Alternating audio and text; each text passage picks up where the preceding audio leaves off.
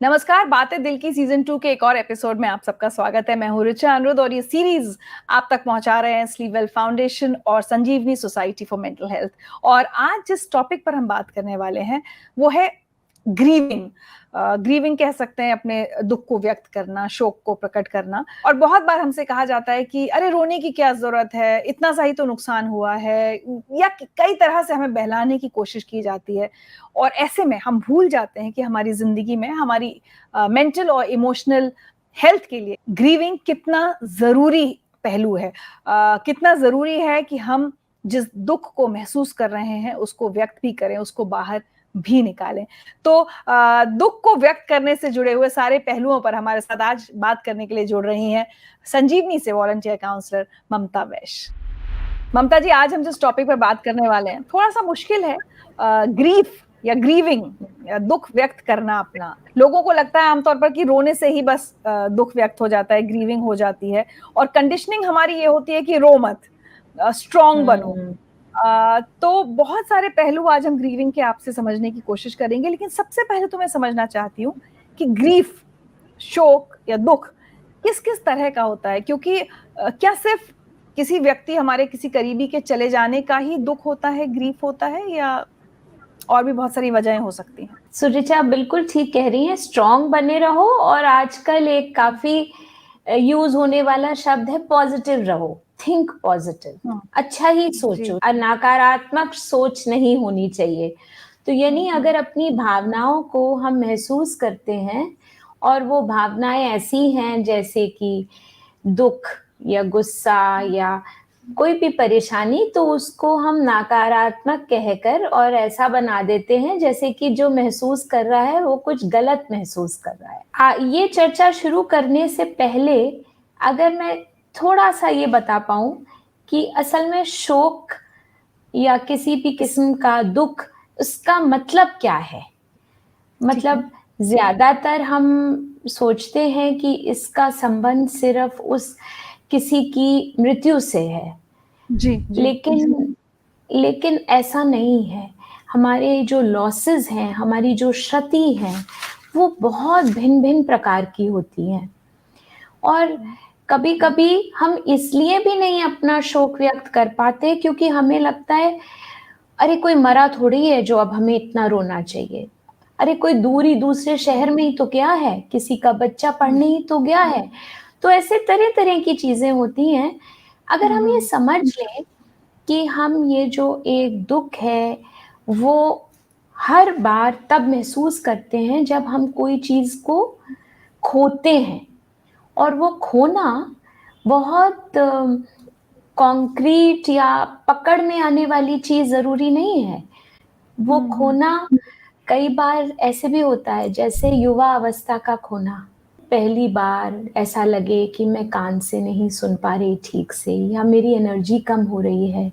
जैसे बुढ़ापे की अवस्था का आना, तो वो भी एक दौर होता है जिसमें लोगों को घबराहट, अफसोस। तो अगर हम ये कहें अरे ये तो बड़ा स्वाभाविक है, हर किसी पे आता है ना बुढ़ापा, तो इसमें क्या, थिंक पॉजिटिव, अच्छा सोचो भाई क्या है।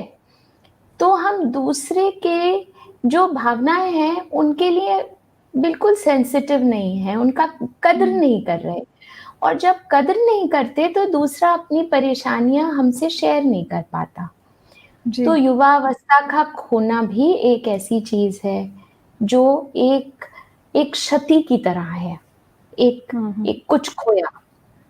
इसी तरह ऋचा, कभी कभी कोई इंसान हमारे सामने होता है, हमारा प्रियजन, लेकिन वो हमारे लिए रिश्ते में गायब हो जाता है, या तो किसी मानसिक रोग की वजह से, या फिर जैसे कोमा में चले गए, ब्रेन डैमेज हो गया, तो वो रिश्ते में अब मौजूद नहीं है। हमें उनसे वो जो एक इंटरैक्शन था, जो एक मिलता था कुछ, वो मिलना बंद हो जाता है, चाहे वो हमारी नजरों के सामने है। वो भी एक किस्म का खोना है, क्योंकि उसके लिए कोई हमारे पास आके ये नहीं कहता ओ बड़ा अफसोस हुआ, लेकिन हमें पता है हमारे अंदर क्या खो गया, कितना गहरा दुख हो गया। जैसे किसी को अगर मान लीजिए इवन कोई दुर्घटना में हाथ पैर नहीं चल पा रहे, या कोई स्ट्रोक हो गया, पैरालिसिस हो गई, तो वो जो आप हैं वहां पे, सब आपको कहेंगे अरे शुक्र मनाइए, जान तो बच गई आपकी, बच गई। जी जी जी। है ना। लेकिन उससे पूछिए कि चल ना पाना और अपनी नॉर्मल बॉडी मूवमेंट्स ना कर पाना, उससे कितना दुख हो रहा है। यू नो, कितनी बार देखा गया है लोग रिटायर होते हैं जब सर्विस से, सेवानिवृत्त होते हैं, एकदम डिप्रेशन में चले जाते हैं, जी, एक सैडनेस एकदम होती दुखी है। हो जाते हैं, क्योंकि उनसे तो ये कहा जाएगा कि भाई ठीक है, सबको पता है 60 साल की उम्र में रिटायर होना ही है, लेकिन उस इंसान को पता है ना कि वो जो ओहदे का खोना है उसके संग क्या क्या आता था। यू नो, एक पावर का एहसास, एक अपने अंदर पूरा होना, अपनी एक एक जरूरत समाज में जो थी, वो सब हम जब खोते हैं तो एक जो दुख होता है। और इसी तरह यू नो, तलाक या सेपरेशन से अपने स्पाउस का, पति या पत्नी का चले जाना, तो जिसने चाहा होता है तलाक ना, उसको भी दुख होता है। वो हो सकता है अपने पार्टनर को याद ना करे, पर वो जो एक नॉर्मल सी एक लॉस, सेंस ऑफ लॉस होता है। लॉस तो फिर भी है, वो जो एक रूटीन, एक नॉर्मल सी थी उसका। एक और जो बहुत बड़ा मतलब दुख देने की चीज होती है, जिस पे गुजरी है उसको भी, और जो आसपास के लोग हैं उनको, प्रेम करने वाले उनके करीबी रिश्तेदार उनको भी, वो है जब किसी लाइलाज बीमारी, जिसको हम कहते हैं टर्मिनल इलनेस, उसका डायग्नोज होना। तो वो एक एक बहुत गहरा दुख उससे भी पहुंचता है। तो ये तरह तरह के की क्षति हैं जिनमें ग्रीविंग की, अफसोस मनाने की, शोक करने की जरूरत पड़ती है। जी, ममता जी, तो मुझे ये समझ में आया आपकी बातों से कि हम अक्सर ग्रीफ को सिर्फ किसी की मृत्यु से ही जोड़ लेते हैं, जबकि ऐसा नहीं है। बहुत सारे हालात ऐसे होते हैं जहां दुखी इंसान को हम ये तो कह देते हैं कि अरे इसमें क्या बात हो गई, ऐसा हो गया वैसा हो गया, लेकिन हमें उसको कायदे से अनुमति देनी चाहिए कि वो ग्रीव कर पाए, अपना जो भी दुख है, अपना जो भी शोक है, उसको प्रकट कर पाए। अब मैं आपसे समझना चाहूंगी कि ग्रीविंग हमारी इमोशनल और मेंटल हेल्थ के लिए, वेलनेस के लिए क्यों बहुत जरूरी है? क्योंकि बातें दिल की में हमारा सारा conversation is around mental health. Why is it important to grieve? शोक जो है उसका वो महसूस तो सबको होता है, सबके जीवन में कोई कारण तो आता है, लेकिन उसको ठीक तरह से शोक करके और एक पूरी हेल्थ की तरफ जाने के लिए थोड़ा हमें एफर्ट करना पड़ता है। तो एक बहुत इंटरेस्टिंग बात है, कभी सोचा ना हो शायद, कि हमारे धार्मिक सांस्कृतिक जो परंपराएं हैं, संस्कार हैं, उसमें असल में ये शोक मनाने की बहुत विधियां, बहुत रिचुअल्स यू नो बने हुए हैं। चाहे किसी की मृत्यु के बाद हो, या मुझे एक बार ऐसे जैसे ख्याल आया कि इवन जैसे बेटी की शादी होती है, विदाई का पूरा एक वक्त है, यू नो, और उसमें ये एक माना जाता है कि हाँ सब रोएंगे, रोने दो। तो क्योंकि एक किस्म का कुछ छूट रहा है ना आपसे, उस बेटी से भी कुछ छूट रहा है और उसके परिवार वालों से भी छूट रहा है। सो अगर देखा जाए तो हमारे समाज में है जगह इसकी। एक पिक्चर आई थी, अगर आपको याद हो, रुदाली, राजस्थान में कैसे कुछ लोगों का ये काम ही है कि रोया जाता है किसी की मृत्यु के बाद। पर जैसे आपने कहा, कंडीशनिंग ये हो जाती है कि रो मत, पॉजिटिव सोचो, आगे बढ़ो, और या फिर जैसे कि लड़के तो बिल्कुल भी ना रोएं, और जो नहीं रोते हैं उन लोगों को काफी स्ट्रांग माना जाता है। ओ ये तो बहुत बहुत स्ट्रांग हैं, बहुत मजबूत हैं, ये तो बिल्कुल एक आंसू भी नहीं बहाया। लेकिन उससे अंदर अंदर क्या हो रहा है, क्या होता है, ये बिल्कुल कभी बेवजह किसी छोटी सी बात पे आंसू आ जाना और समझ नहीं पाना कि ये आंसू का कारण क्या था, खुद ही नहीं समझ आता। और कई बार देखने सुनने वाले भी सोचते हैं इतनी छोटी बात पे रोना आ गया। कभी कोई खबर पढ़ ली अखबार में और आंसू निकल आए, जी, तो जिससे हमारा कोई लेना देना नहीं है डायरेक्ट, लेकिन आ जाता है। बिल्कुल भी नहीं। पर वो बस एक आपको सिग्नल दे रहे हैं कि अंदर कहीं चोट है जो अभी भरी नहीं है। और हेल्थ पे तो खैर असर आता ही है, हम सबको पता है। किसी को सिर दर्द होता है तो किसी को पेट दर्द, किसी को एसिडिटी, कितनी सारी ऐसी बीमारियां हैं जो कि डॉक्टर्स कहते हैं सब ठीक है, लेकिन कहीं वो जुड़े होते हैं किसी ना किसी दुख से। कभी कभी कहा भी जाता है किसी को गम खा गया, उसका मतलब क्या है? यही है ना कि हम कहीं पे उस दर्द को अपने अंदर ले गए और इतना अंदर ले गए कि लगा कि हम भूल गए और हमें दर्द है ही नहीं। लेकिन वो किस किस तरह से निकल के आता है। दुख को प्रोसेस करने की ये जो एक प्रक्रिया है, उसमें सबसे पहला स्टेप तो ये है कि हम माने कि हमें दुख हो रहा है। वो पहला कदम है, ना कि ये सोचना कि जैसे किसी की डेथ हुई और वो बड़ी उम्र के थे तो ये सोच लिया कि कोई नहीं, बहुत अच्छी जिंदगी जिए। तो हम उस समय अपने दुख को नहीं टच करते, उस हम समय बहला हम लेते हैं खुद को बहला लेते हैं। तो सबसे पहला कदम तो यही है कि माने कि हमें तकलीफ हो रही है उसके जाने से।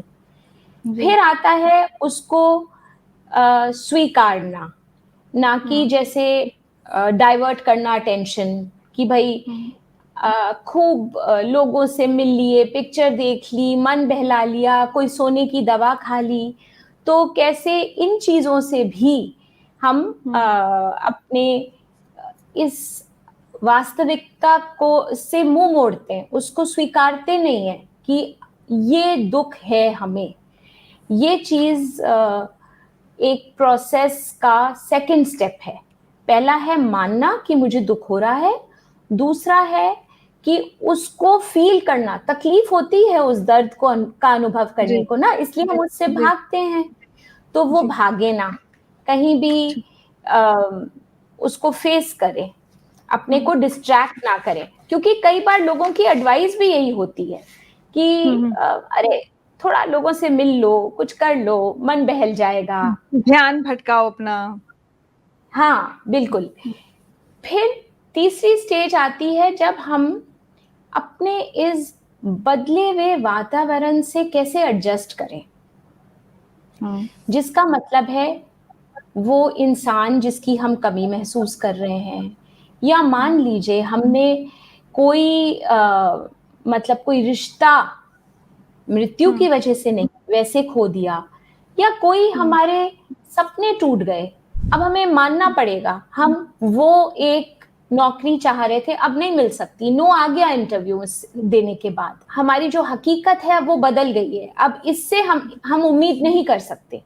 तो उस बदली हुई हकीकत से हम कैसे एडजस्ट करें, चाहे वो टूटी हुई शादी हो, चाहे कोई दोस्ती छूट गई हो, चाहे कोई सपना टूट गया हो, चाहे कोई नौकरी ना रही हो, जो भी।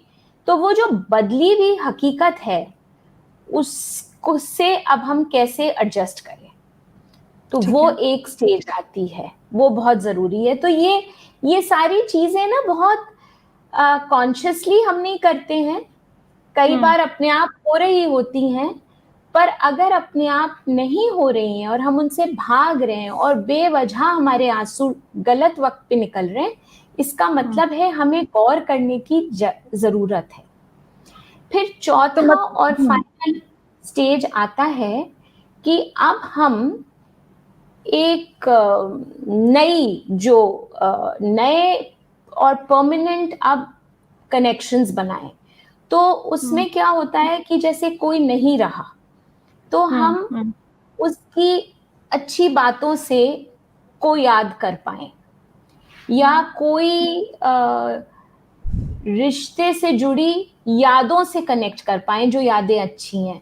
तो ये जो स्टेज होती है ना, जिसमें दुख हमारा एक नया रूप ले लेता है, और उस नए रूप में अब ये नहीं है कि हम सिर्फ जो हमें कष्ट हुआ उसको याद कर रहे हैं, लेकिन जी। अब हम उससे जुड़ी हुई अच्छी अच्छी यादों से को याद कर सकते हैं। लेकिन कई लोग तकलीफ से बचने के लिए एकदम स्टेज पे आ जाते हैं, और जो वो एकदम नहीं आना स्टेज पे आते हैं, इसका मतलब दुख का अभी कोई प्रोसेस नहीं हुआ, और वो अंदर है, और वो निकल के आएगा। तो वो तो मतलब पेनफुल एंड लॉन्ग है, पर पूरी प्रोसेस करनी पड़ती है।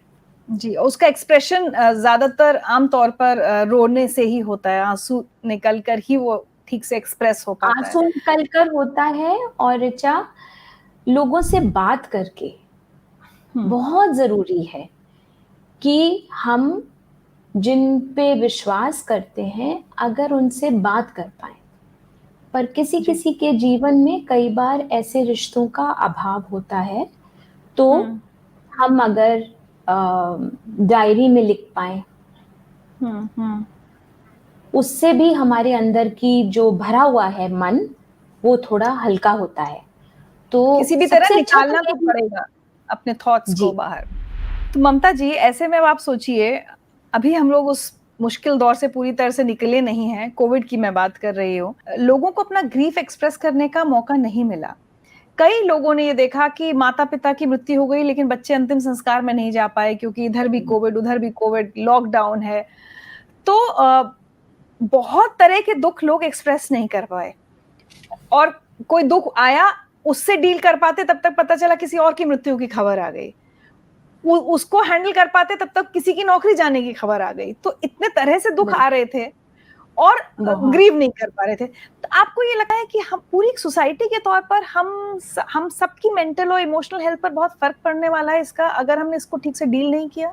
बिल्कुल सही आप कह रही हैं ऋचा, क्योंकि वो हम ऑलरेडी देख रहे हैं कि जैसे मैं संजीवनी सोसाइटी फॉर मेंटल हेल्थ के लिए काम करती हूँ, कि कितने हमारे यहाँ लोग अप्रोच कर रहे हैं काउंसलिंग के लिए। कोविड के खत्म होने के बाद मेंटल हेल्थ इश्यूज एक बहुत बड़ा एरिया हो जाएंगे, विच विल नीड अटेंशन। इस पे बहुत गौर करना पड़ेगा, और जितना ज़्यादा हम लोग इसकी अवेयरनेस स्प्रेड कर सकते हैं, जैसे आपका ये प्रोग्राम है, उतना ज़्यादा लोगों को ये समझ आएगा कि अगर हमें कुछ हो रहा है तो वो नेचुरल है, और हमें अपनी देखभाल करनी ही चाहिए। और ये जो हमारा एक पूरा समाज की एक अप्रोच है ना, कि बस आगे बढ़ो, काम में मन लगाओ, ये सब मत सोचो, ये सोचना फिजूल है, इससे तकलीफें असल में ज्यादा बढ़ती हैं। एंड इसमें ऋचा थोड़ा ये भी है, अपना ख्याल करना सबको आता भी नहीं है। कई बार हम अपना ख्याल जैसे सोच रहे हैं करना चाहिए, वो शायद गलत हो। जैसे मैंने कहा कि अपने को बहुत व्यस्त कर लेना, कई बार वो मन हमारा उस पे फोकस नहीं कर पाता, तो हम सोचते हैं हम सही हो रहे हैं, पर वो जो खाली वक्त हम अपने को देते हैं, जिसमें हम इस अपनी फीलिंग पे ध्यान दे पाते हैं, वो हमें इतना लो कर देती है, इतना, और तकलीफ का जो अनुभव है उससे हम घबरा जाते हैं। हमें लगता है हम ये जो कर रहे हैं गलत है। असल में ये बिल्कुल ऐसे है जैसे घाव की सफाई। तो जब डिटॉल से रगड़ के घाव को साफ करते हैं तो उस समय तकलीफ ज्यादा होती है, तो ये मतलब थोड़ी है कि डिटॉल नहीं लगाना है। उसका ये मतलब है कि पहली स्टेज में तो जलन और तकलीफ होएगी, पर तभी सफाई के बाद हीलिंग होएगी। तो इसी तरह जब हम अपने को वक्त देते हैं कि अभी हमें दूसरों के सामने हंसना ज़रूरी नहीं है, हमें लोगों से मिलना ज़रूरी नहीं है अगर हम लो फील कर रहे हैं, हमें अपने को ये अंडरस्टैंडिंग देनी है कि हमारे ऊपर जो गुजरा है, इस समय हमें थोड़ी रेस्ट की ज़रूरत है। और वो रेस्ट केवल शारीरिक आराम नहीं है, वो मानसिक आराम है, इमोशनल आराम है, तो वो हम अपने को दें, बिना गिल्ट के, बिना आत्मग्लानि के। जी ममता जी, यहाँ पर ना इस समय खासकर एक और सिचुएशन आ रही है कि हमें से बहुत सारे लोग जो देख रहे हैं अपने आसपास किसी को, अपने किसी करीबी को जिसने बहुत लोगों को खोया है या नौकरी गई है, किसी सदमे से उबर रहा है, हम क्या करें और क्या ना करें उसकी ग्रीविंग में, ताकि उसको मदद मिले। ऋचा, ये बहुत रेलेवेंट क्वेश्चन है, क्योंकि हम लोगों को कई बार, जैसे आपने शुरू में ही कहा, कंडीशनिंग सोसाइटी की, तो हमें दूसरे का दुख सुनना नहीं आता। हम फौरन ये कहना चाहते हैं, चलो शुक्र मनाओ, ये तो नहीं हुआ, या अच्छा चलो अब इससे उभरो। मतलब हमारे अंदर दूसरे का दुख देख के कुछ होता है, एक तकलीफ होती है शायद, और हम सोचते हैं हम दूसरे को उस तकलीफ से बचा रहे हैं, पर असल में हम अपने को उस तकलीफ से शायद बचाते हैं। तो हम जल्दी से दूसरे को ना ढाढ़स बंधाने में लग जाते हैं। यू नो, बिल्कुल ऐसी बात है कि किसी माँ का अगर एक बच्चा गया हो तो हम कहें चलो 2 तो और है ना, कैसा लगता है सुनना, पर हम ऐसा ही कुछ कर रहे होते हैं। और लोगों को ना बहुत प्रोत्साहित करने की कोशिश, और पॉजिटिव सोचो, भगवान पे भरोसा रखो, सब अच्छा ही होगा, ये सब कहना चाहते हैं। असल में दूसरे का दुख कम करने के लिए हमें सिर्फ उनको सुनना है, हमें सिर्फ उनको एक जगह देनी है, उनके साथ बैठकर बात करने की, और जिसमें हम कहें तो बहुत तकलीफ हुई होगी, कैसा लगा तुमको, तुम मुझसे मिल पाई थी क्या। तो हमें लगता है हम ऐसा करेंगे तो हम दूसरे को ज्यादा तकलीफ दे रहे हैं, पर असल में ये बातें करके हम दूसरे को एक मौका देते हैं कि वो अपने अंदर से दुख को निकाल पाए, और हम उसको कोई तसल्ली, झूठी तसल्ली ना दें जिसमें उसको आंसू बहाने में ये ना लगे मैं कुछ गलत कर रहा हूं। तो वो हम अगर एक मौका दे पाए तो दूसरे की मदद वाकई हो पाएगी। और ऐसा सिर्फ मृत्यु के समय नहीं, कोई भी किसी का दुख या अफसोस है, हम उससे बात कर पाए। जी, किसी की नौकरी चली जाए तो हम ये ना कहें अरे कोई बात नहीं और दूसरी मिल जाएगी, और मिल जाएगी, ये हो जाएगा और हो जाएगा। किसी का रिलेशनशिप टूटे तो हम कहें अब कोई और नया व्यक्ति मिल जाएगा। मुझे लगता है वो स्पेस हमें उस व्यक्ति को देनी चाहिए जब वो अपना उस दुख को डील कर रहा है, ग्रीव कर रहा है। सिर्फ इतना कहना कि अरे तुम्हें बड़ा दुख हो रहा होगा, बहुत डिसअपॉइंटमेंट हो रहा होगा, बस इतना कुछ कहो तो दूसरे को ऐसा लगता है किसी ने समझा तो मेरी तकलीफ को, और उससे बहुत चैन पड़ता है। बहुत इंपॉर्टेंट आपने सीख आज हम सबको दी है, और हमको ऐसा लगता है कि हम दूसरे से कह रहे हैं कोई बात नहीं और ये हम बहुत अच्छा काम कर रहे हैं। तो एक बहुत बहुत इंपॉर्टेंट लेसन आज इस कॉन्वर्सेशन से मिला है। चलते चलते ममता जी, हम में से जितने भी लोग, मैं लगातार कोविड की भी बात कर रही हूँ, लेकिन वैसे भी किसी ग्रीफ से डील कर रहे हैं लेकिन उसको एक्सप्रेस नहीं कर पा रहे, अपना शोक, अपना दुख व्यक्त नहीं कर पा रहे, हेल्पलेस फील कर रहे हैं, ऐसे सभी लोगों को आप क्या मैसेज देकर जाना चाहेंगे? मैसेज यही है कि दुख हमारे जीवन में आना बहुत नेचुरल है, लेकिन उस दुख को महसूस करके उससे मुक्त होना वो हमारे हाथ में है। और वो तभी होगा जब हम मान जाएं कि हम को कष्ट हो रहा है, और उसमें हमें कोई गिल्ट ना हो कि अरे दूसरे के दुख से के मुकाबले तो कुछ भी नहीं है, हमारा दुख हमारे लिए है ना। और उसको हम उस समय अपने आप को हम प्रायोरिटी दें, हम बात करें और अपने को अहमियत दें, और अपनी देखरेख करें, अपनी शारीरिक मानसिक देखरेख करें, अपनी हेल्थ का ध्यान करें, और जिस भी तरह से अपना उस समय ख्याल कर सकें। जैसे कि किसी अगर हमारे जानकार को चोट पहुंचती है तो हम उसकी ख्याल करते हैं ना, कहते हैं लो पानी लो, आराम करो, डॉक्टर बुलाऊं क्या।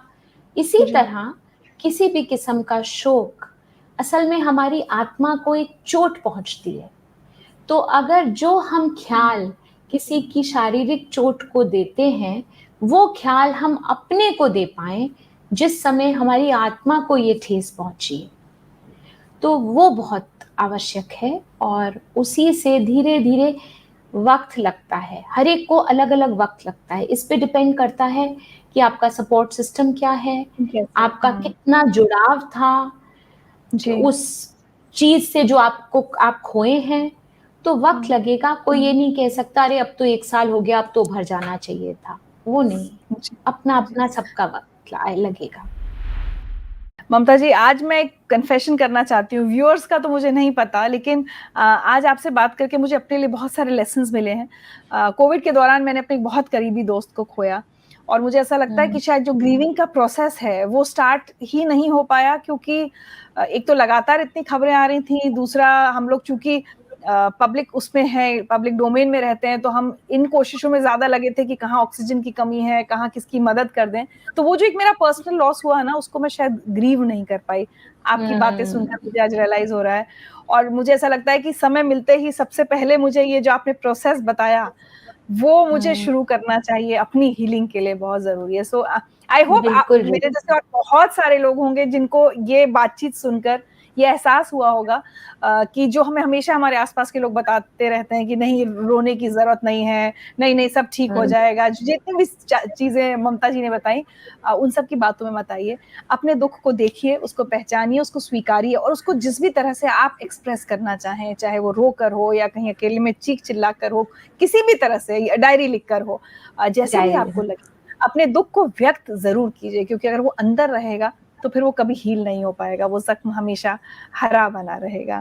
थैंक यू सो मच हमको इतने खूबसूरती के साथ पूरी बात समझाने के लिए। Thank you Mamta ji. Thank you.